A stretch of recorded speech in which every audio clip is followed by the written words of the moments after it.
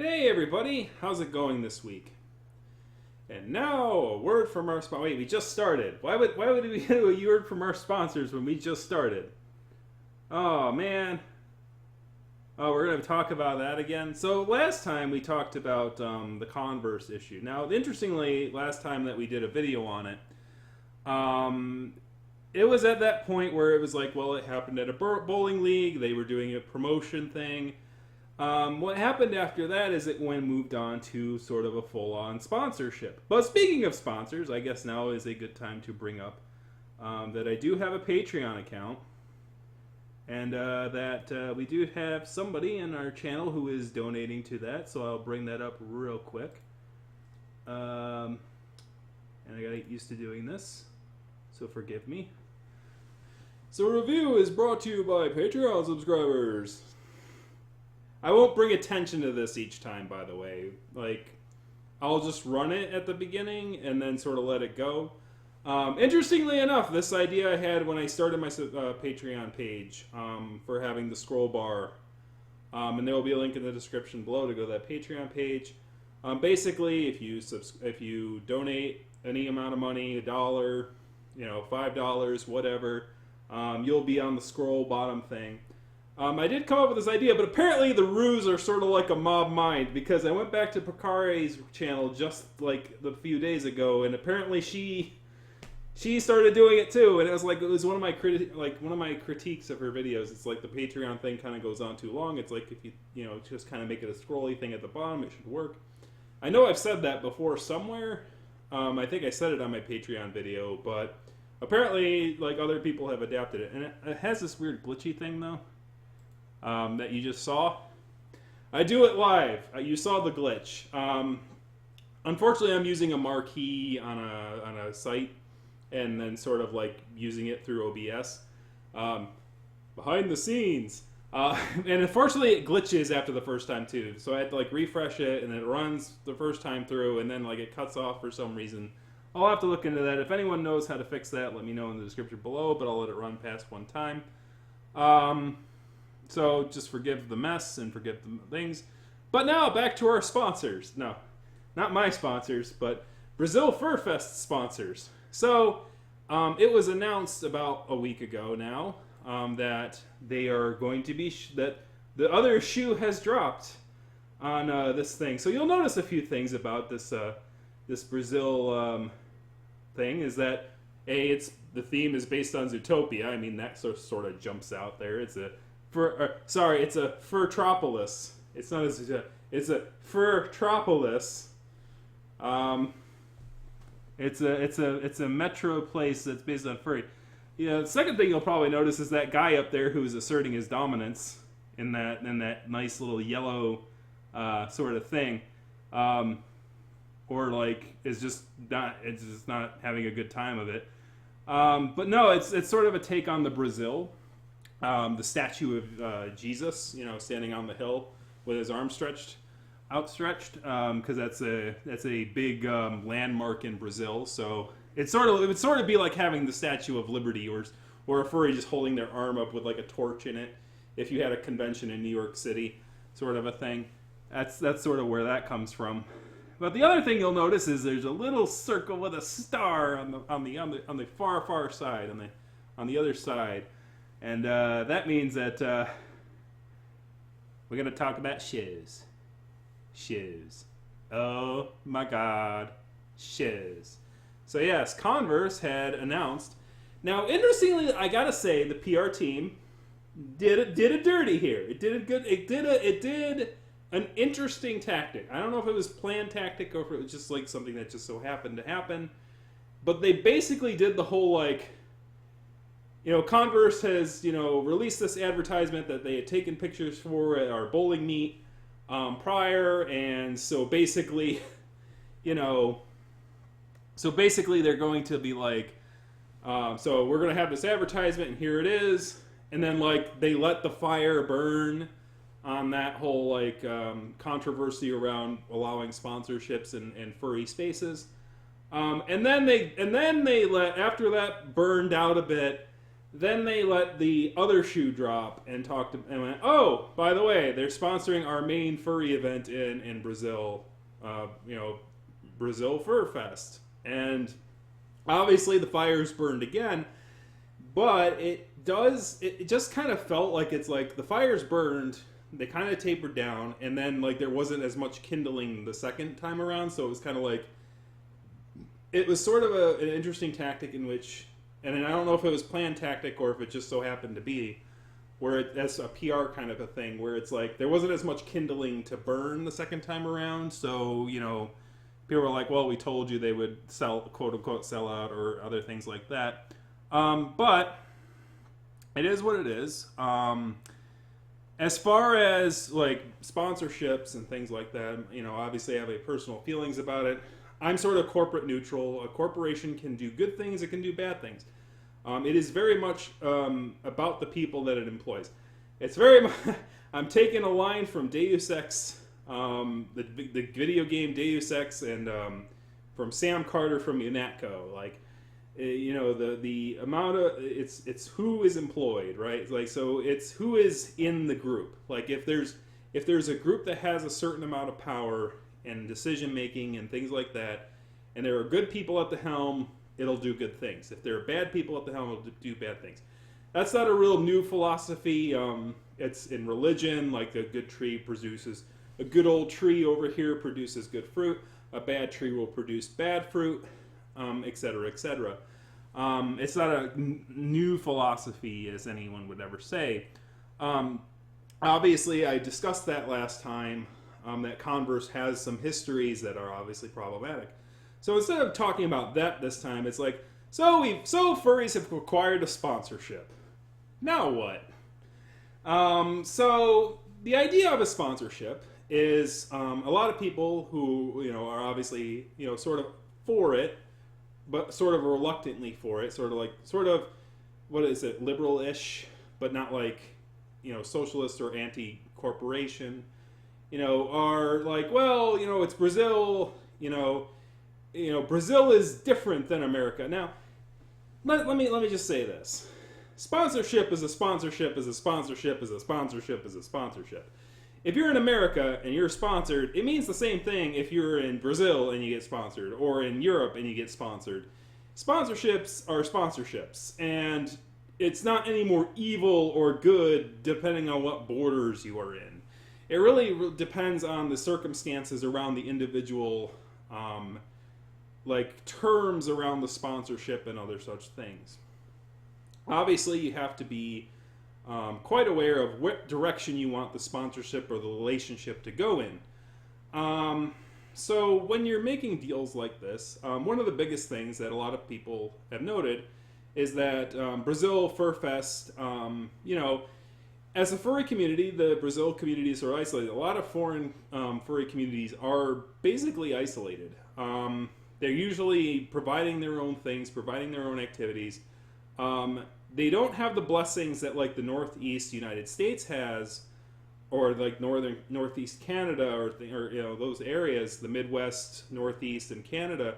Like we have a thriving sort of convention scene where there is actually alliances between conventions that share equipment and do things like that. I've heard through the grapevine, and it seems to make sense that like Anthrocon will share some of its laden equipment with Midwest Fur Fest, or Midwest Fur Fest will give it to Fur Squared or anything like that. They will share some of the equipment that can be used as far as like AV stuff and like lights and like sound and all that stuff.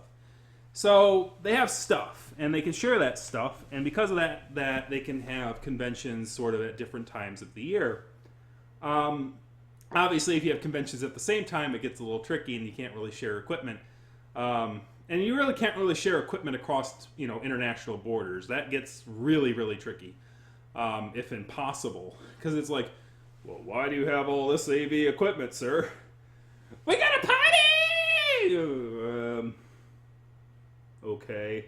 Why don't you party back at your own place and leave us alone, okay?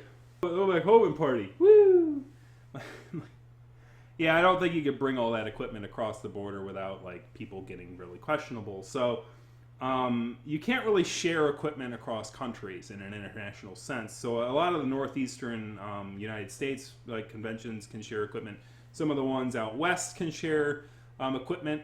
West is a little. The conventions around the west are a little bit more spread out than those in the east. I mean, the ones in the east are a little spread out, but they're not as spread out as like the western ones. Like there's a lot more travel distance between the things. But logistics aside, furries have their own tendency of like having little cliques and like creating their own little groups and having like different leadership styles and things like that. Midwest Fur Fest does a good job at doing rotationary sort of things. It seems like the Brazil community is well knit and have like different sort of gatherings over the year, which is great.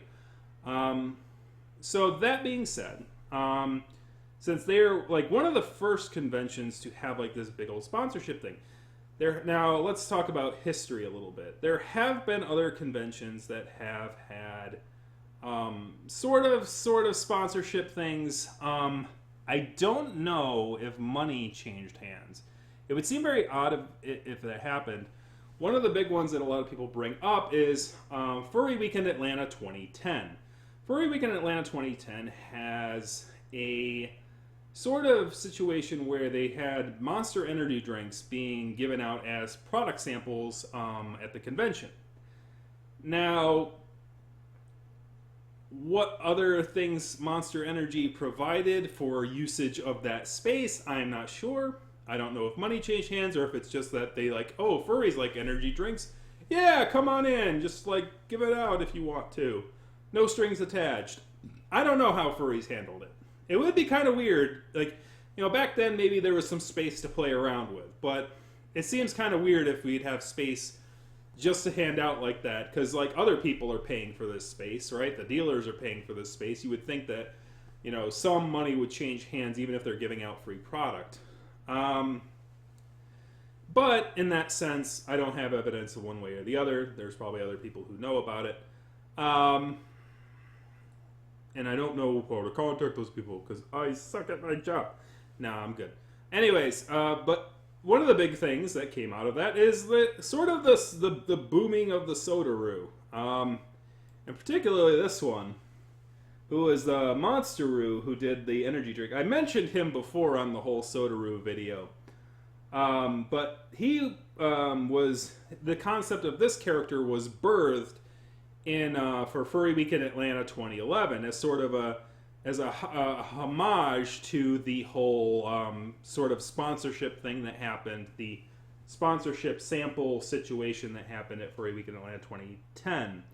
Dragonair had also noticed that there was a Blend Tech Will It Blend blender that was donated to Fur Affinity United at one of their years. That's not technically a sponsorship. That's more like a gift. Like, a sponsorship is more like, let's make a deal. Cash is changing hands.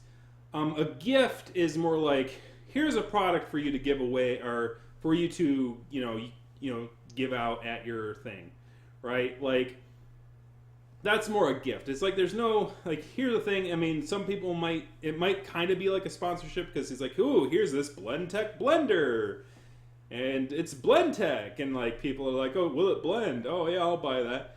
But it's like, I don't think furries are like, it's not like it's advertising, like, the thing. And it's not like the convention's getting money, it's the charity that's getting money through the selling of the product.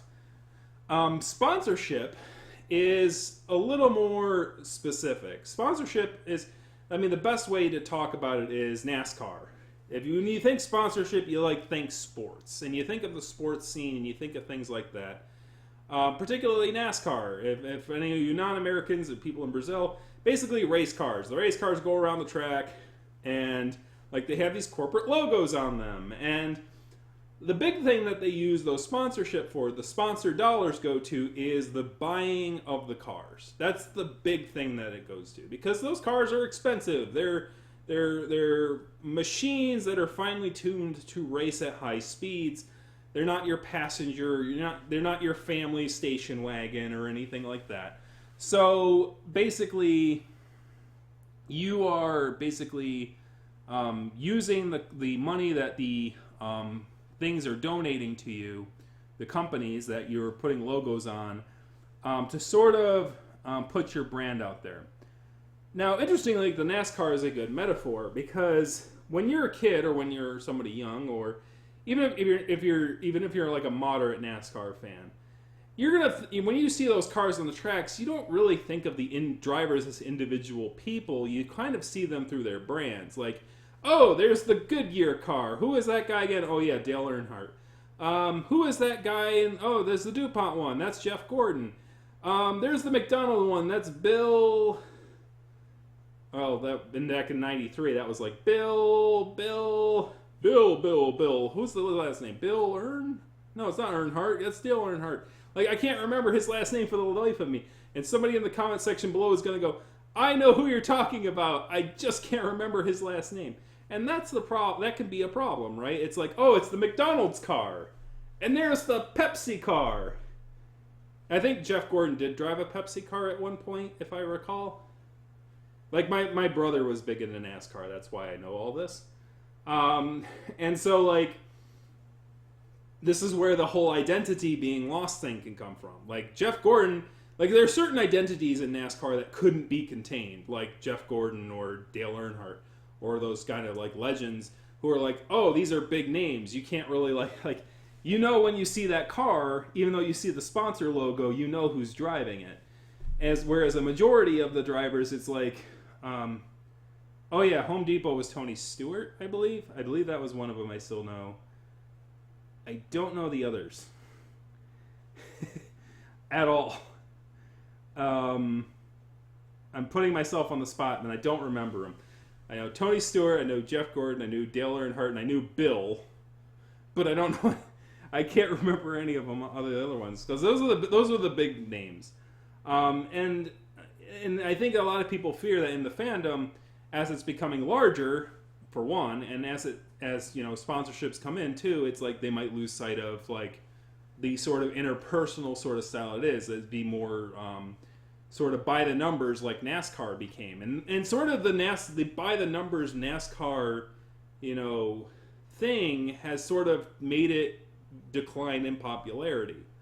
And I think that, you know, there's that kind of fear of that kind of thing. There's a lot more than just sponsorship behind that, because sponsorship was always a really big thing in NASCAR. But, you know, obviously that loss of identity can be a thing, or social pressure and things like that. And I've discussed that in the last video of those concerns. But the big thing I'm trying to talk about here is the utilization of funds. That is the biggest concern, because there is to me, more concerning than like, you know, being sold to or having products sold to us is dependence upon sponsorship dollars and becoming dependent upon those sponsorship dollars to sort of accelerate or to keep up with the Joneses, as it were. Because that is one of the big concerns about sponsorships, is keeping up with the Joneses, right? So, like sponsorship, like, oh, look at those Converse sneakers. I want some of those Converse sneakers. Oh, yeah, those Converse people supported furry, so you should get some Converse sneakers, too, because they support furry, and you should support furry, too. Yeah, I'm going to get some Converse sneakers. You know, furries are well aware of this, right? Furries are well aware of this keep up the Jones mentality that corporations can put by putting this sort of social pressure on. And that's why I'm not too concerned about that, because furries are aware of that sort of keep up with the Joneses attitude. But they aren't aware of it in another way. Fursuits. Keep up with the Joneses. You need to have a specially tailored fursuit. There is an elitism around these things that it is very uncomfortable to talk about, but it exists. We talked about how at Biggest Little Fur Con there was this young lady who was, you know, sassed because she was wearing a Maskimo mask. But the issue is that, you know, a lot of fursuit makers don't want to design for younger kids because their bodies are changing. Their attitudes change. Kids are very fickle and they're very, like, fluid at that time. And it's hard to design a solid fursona, because I wasn't a red-orange kangaroo when I was frickin' 20, right? I was a wolf, and then I became a black kangaroo, and then I became a red kangaroo. And luckily I didn't look into the fursuit thing until I had solidified my character, which I would always recommend, because then it's like, it'll last you a few years instead of like going, oh, I need another one to fix my mistake, right? You know, you do you, but like, there is a rat race behind it. But there's also a rat race behind something else, and this is the bigger one here. Furry conventions. Keeping up with the Joneses. Brazil Fur Fest. Name sounds a little familiar, doesn't it? Well, you'll be surprised to hear, well, maybe if you're not familiar with the Brazil fur scene, is that Brazil Fur Fest is not that old. It's a few years old. It's already got 500 people attending, or at least an average of 500 people attending from last year. But it's not been around for long. In fact, there was a furry gathering for the Brazilian community that Fleira did cover. I said that Fleira and local people didn't cover the Brazil people at all. I lied. I was wrong. I'm making a correction here. There was an article, a short article about Abando. I don't know how to pronounce it, but it was a furry gathering that was relatively small, basically shutting its doors in 2016. And Brazil Fur Fest came around at about 2015 or so, or maybe it was 2016. It was sometime in that mid-range. It wasn't too far correlating with like Abandano being abandoned, as it were, and that's sort of the wordplay that Green Reaper did on his article, because of course he did. But Abandano was basically abandoned, and instead the Brazilian furry community sort of seemed to have pushed a little bit more towards this Brazil Fur Fest.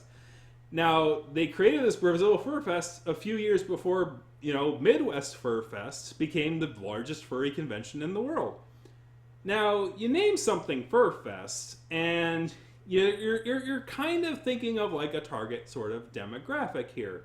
Or you're sort of laying on your skin a sort of goal that you have, right? You don't go, well, I'm going to call my thing Fur Fest, and I'm just going to be like the small con where we just have like 20 people hang out. You know, you're not going to do that. If you're going to go if you're going to call yourself Fur Fest, you want to go big or you want to go home, right? You don't, like, it'd be like calling like my soda company, Dr. Pepper or Pepsi or something. Like, obviously you can't do that because they're like copyrighted and stuff like that, and like furry sort of events aren't copyrighted in that sort of sense where it's like, you know, doing that thing. Not yet. Not yet. Maybe someday in the future when the Joneses are trying to fight each other, but not yet. You know, furries are pretty chill about that. They're like, oh, you called yourself, like, obviously if you called your con Anthrocon, obviously Anthrocon is going to come in and kick your butt with lawyers. Or if you call it Midwest Fur Fest, obviously you can't say the same exact name, right? There's definitely stimulations about that, but you can take parts of things like the word con or the word, you know, things. Just not Comic Con. Don't put comics anywhere near your name, okay? If you don't want any sass, don't put the concept of a comic in your con talking, okay? Don't do that. They're a little feistier than furries are, okay? Just ask Utah. So, don't do it. But what I'm saying is that clearly the Brazilian furry convention things have a goal in mind, and they want to keep up with the Joneses, if not move beyond the Joneses. They want to make their furry convention an international place to bring home the furry convention to the Brazilian folks. And by Joe, they have every right to do that. And I wish them well on that endeavor. This is certainly not a call out. This is certainly not anything like that. If that is their goal, great. And if they think that they can get a little boost in pushing it towards the thing by enacting this sponsorship, great. But with a caveat. See, here's the thing. Like, Anthrocon didn't grow overnight. Midwest Fur Fest didn't grow overnight. These things are decades old. These things are old, sonny. They've been going up and getting a thing, and they're getting their gears going, and they get experience and all this stuff, and they roll it like a Katamari ball, and they're not bumping into any large objects. They're collecting it as they go. They're picking it up. And they're not relying on outside sponsors to try and alleviate that. So they learn as they go. It's like what's within their means and what's not within their means. And as they grow, that more and more stuff becomes within their means. And as the community grows, more and more things become within their means. Obviously, if Brazil wants to try to keep up with the Joneses, there's some expenses to it, for sure. They want the AV equipment that, some of the American furry conventions have. Oh, for sure. They will, it's like they're going to want to, work with other people to get money to get that AV equipment. So here is my caveat about whether the sponsorship will be a good deal for the Brazilian furries or the bad deal. When it comes to sponsorship, we should be gold diggers. Gold digging. We should we should be the ones that you're paying us to advertise for it. We're paying you, you pay us, we give you advertising space. That's it. Right? We're not going to change what we do. We're not going to change what our normal plan is just because you want us to do that. Obviously, that's the whole if they want us to start pulling things for them or start advertising for them, it's here's the thing. Here's the one thing. I don't know who is in charge of the logistics or anything, but bringing in Pepper Coyote on the year that you decide to do this, probably not a good idea. You think, no, Pepper Coyote as a guest of honor is not going to say anything about I like Converse sneakers without a side of snark in his voice, because he is, I don't know if you heard, but he's a little bit socialist. I don't know if you heard. He doesn't he's not a big corporate fan. He was a teacher who became a musician. I mean, come on. Timing is great timing. Did you tell your guest of honor that you were doing this? I hope you did. I hope you did keep in communication and tell Pepper, we're going to be taking a sponsor with that. Is that okay with you? Oh, yeah, cool, great. I'm just going to write music, thanks. All right, cool, thank you. I hope that happened because it's kind of a bit weird, a bit awkward. But, obviously it does seem like Pepper Coyote's not dropping out. He's, kind of going to go in anyway. Obviously, he's probably going to have some snide, things. I don't know. It'll be fine. It'll be fine, I'm sure. It's just kind of an interesting thing, but also basically you said, well, we're going to use it to get AV equipment.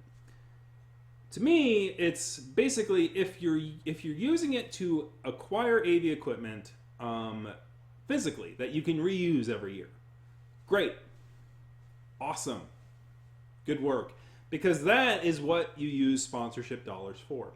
Now, JD Puppy said, one of his tweets was they can use it to lower ticket costs or lower costs for the convention attendees. No. And as much as I love giving back to the people, you don't use sponsorship dollars to subsidize. Because because the thing about subsidization, which is the concept of using money to pay expense so that other people who are paying the expense don't have to pay as much expense as they normally would have, is that people become expecting it.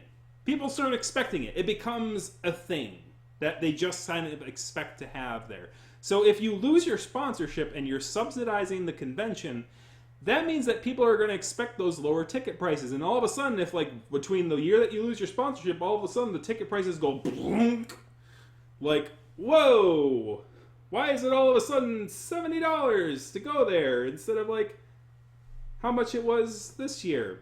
By the way, this is the one thing that does concern me. Because there's we pay attention to things like that. And it's and JD Puppy's lower ticket prices. I'm okay. And so I got curious. And I did a research. Okay? That's what I do. I go crazy. I do research things. I was how expensive is it to go to Brazil FurCon? If they're strapped for cash on trying to build up their convention, it's they're a sizable convention, but they're still young. But how much can an attendee drop into the bucket? And let me tell you, it is the cheapest furry convention by an American dollar that you can go to that I know of. That is like a sizable convention that takes place in a hotel. All right? Even of its own size. So it's around the 40th largest furry convention in the world, which is crazy. It's like we have so many now that it's like we have a number 40 or a number 4039. It's like, wow, that's a lot of furry gatherings. And the fact that like one that has like 500 attendees is like not even in the top 20s or anything like that is kind of crazy as far as growth goes. And it's going to be like, oof. It's going to, like, things are just going to grow and much more. And it's like, got to keep track of it. But let's get real, right? Let's get real about real. So the amount of money it costs to attend this convention in Brazil is I can't read it. Let me lift up my glasses here. 125 real. What does that translate into American dollars? Well, let me tease you a little bit while you Google it and look it up. But it's pretty low. So Anthrocon and Midwest Fur Fest and even Furry Week in Atlanta, starting next year, are going to be at the door $70 a ticket. Before the door, probably around $60. So prices are getting up there, and they continue to increase basically each year. Probably as convention centers become more dependent on them, they want to expand more and things like that. And they also want to. They're also dealing with high demand of the areas that they do have. So they're trying to slow the growth, right? They're probably like, oh my gosh, we have this growth going on and we got to slow it down. So unfortunately, that's going to have an impact on we have to increase the pricing of the tickets because there's so much demand for these things and things like that. Midwest Fur Fest is even using a room lottery this year, which is interesting. And apparently, if you have multiple room guests coming together, then they kind of figure that out, which is interesting. I haven't read too much detail on that. I should probably provide some detail on that. I'm sure that for Midwest Fur Fest has some information on that. The trick here is that I looked at sizable conventions. What I did is I went through and I went kind of through a list of the conventions by rank of attendance rates. And I looked at about 10 or so around this one, around the size of about 500 attendees. And the average price was about $40. $40. The second lowest one was Canference, which was around $37 US. This one, for a regular attendance badge, and this is kind of a pre-order one, by the way. I don't know what the price is at the door, but I'm doing pre-order, not at door. I'm comparing apples to apples. $33 and some change. $33, and you can attend Brazil Fur Fest. So if you take 500 attendees and you multiply it by 33, right? Let me get out my calculator because I'm going to calculate in fursuit while I'm discussing this. So it's not a lot of cheddar. And by the way, that's not really the point of a convention anyway. It's not to make profits or to make a lot of money.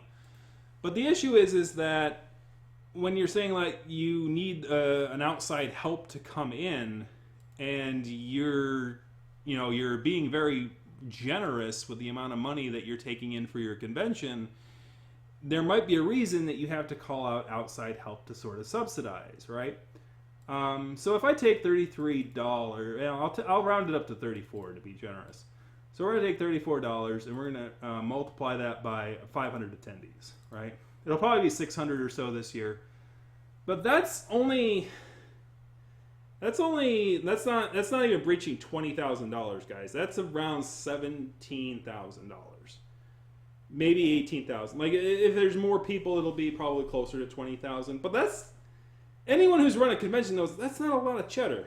Now, let's get real. The real might have a different sort of feel than the American currency, right? This is the tricky part about dealing with foreign sort of currencies, is that 125 real might be a lot of money for a Brazilian. It might be a large amount of money for a Brazilian. But to an American who's translating their money to the real, it's not that much money, right? You can't just go converting it to American dollars and saying it's cheap. It might be quite expensive for a person in Brazil to afford 125 real, right? It might feel like the equivalent of $60 to an American, even though it's $33 in American currency. So that's an important thing to distinguish, an important disclaimer to say here when you're talking about this kind of translation.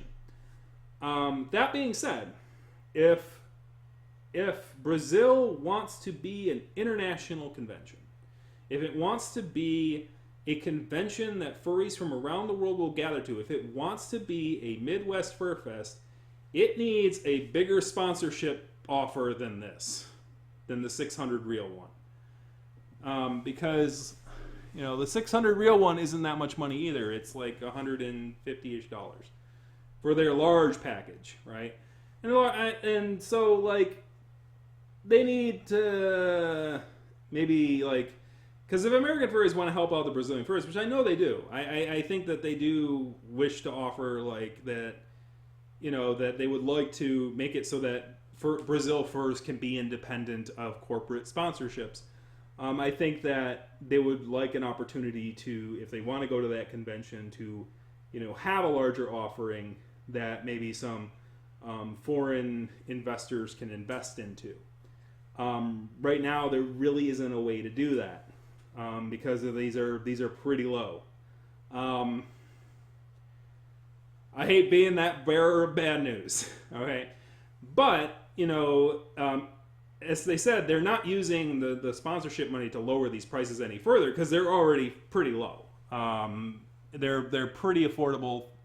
From my seat, it might not be so much from a Brazilian seat. I don't know. Like, I don't know enough about the real or any of that.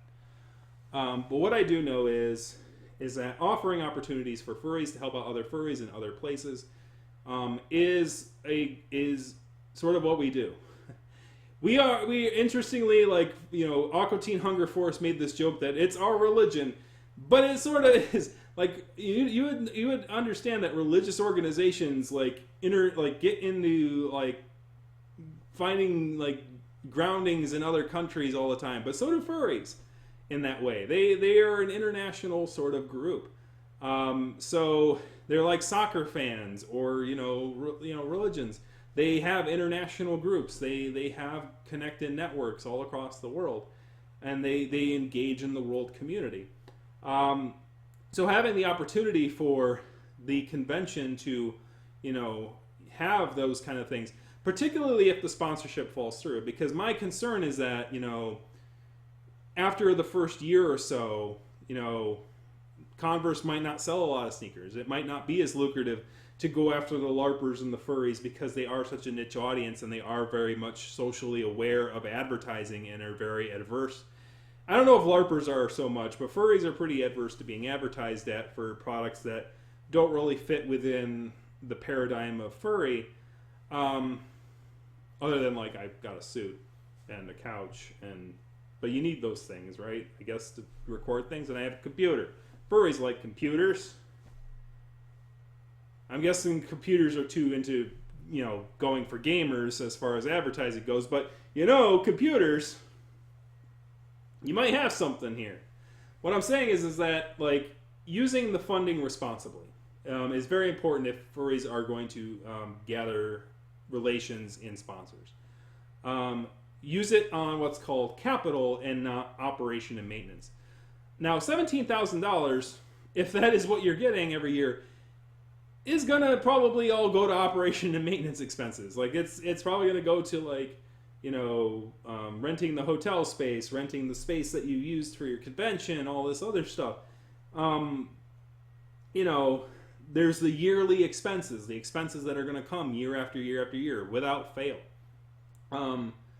And those expenses can grow as your convention grows. But also, there's the idea of capital, which is you buy physical things that you can use year after year. And those are things that you can invest in, and those are the things that you probably want to use your sponsorship dollars for, if you can afford to. Hopefully, you're not using it to subsidize or offset your operations costs, because as soon as the guy pulls out, you still have to cover those operation costs, and all of a sudden you either have to increase the amount of money that you're taking in from things regardless. You're going to have to increase your ticket prices and be forced to, or you're going to have to find some way to subsidize it yourself, which a lot of furries do, which is, you got to try to avoid that. It's like if you need to put your own money in for the first year or two, fine. But after the first year, you should make notes of where all the money went to and what came in, what came out. Have a game plan for year two, and on year two you should have a better balance of those books, right? And Brazil Fur Fest is still young. It knows what it needs at its time, right?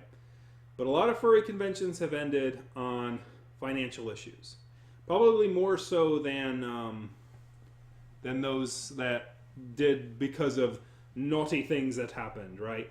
Because finances is boring. It happens in America all the time. It's like this company went bankrupt and this thing went happen, and it happens in the gaming industry. Somebody has a whole channel based on that. It's like, what happened? It's like that sort of issue with maintaining monetary stability is a very, very, very big part about running a convention. And if you can't do it in your own personal life, you're not going to be able to do it at a convention. I'm just saying. Just throwing that out there. If you don't have your books in order, you're not going to be able to get a furry convention's books in order. And that's a very important thing. The best thing you could probably do is make it a smaller gathering, make it a camp or something like that.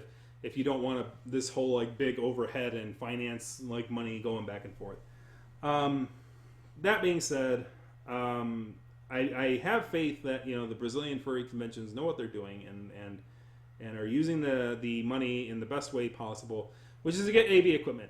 Now, as I said, if they're getting AV equipment to keep, to buy, to have as their own, great. I don't know. There's always issues of storage and where they're going to keep it. Maybe at somebody's house. Maybe one of the locals has a place that they can keep all that equipment for usage at a later time, because hopefully they're not having to pay for that storage of that. Otherwise, they're going to be renting it, and if they're renting, using sponsorship dollars to rent equipment for those kind of things, then you're going to have to understand that if the sponsor pulls back next year, that you're going to have to either taper the expectations of your audience from the prior year to deal with that, or B, you're going to have to subsidize it to afford it yourself. And that's always never a comfortable position to be in. I think that's the thing that most people are worried about when it comes to it. And so whatever they do is whatever they do. I've rambled about this pretty long, probably longer than I healthily should have. But hopefully it was at least of some interest to you guys. Thank you very much for watching as always. Kick that like, kick the subscribe button, kick a comment in the comment section. As before noted, this has been brought to you by Tuchooks. Tuchooks, when you need to chook twice. I suppose I don't know if he has a catchphrase or not. But anyways, thank you Tuchooks. As far as my usage of my money, or the money that I get from this kind of thing, it is supplementary income. So I will it's not income that I need to survive or sustain myself. It's not something that I live off of. I have another job. I have a job that I do, and I'm pretty safe in it. I feel. In that case, I will be using any money that I get from my Patreon to go directly back towards the channel or towards nonfiction networking or improvements. That'll be. It's like I'll keep a tally of how much comes in, and I'll use that money to sort of do that. And if Tuchooks is the other one, then he might have a say in it. It's like here's some of the ideas I have. What do you want me to do with it? things like that. So, I'm still giving it a consider, but I have some ideas in mind, and I'll go over those later. But once again, thank you very much, and have a good night, everybody. See, our day, or whatever time of day it is over there. I don't know. This is international, son. See you later.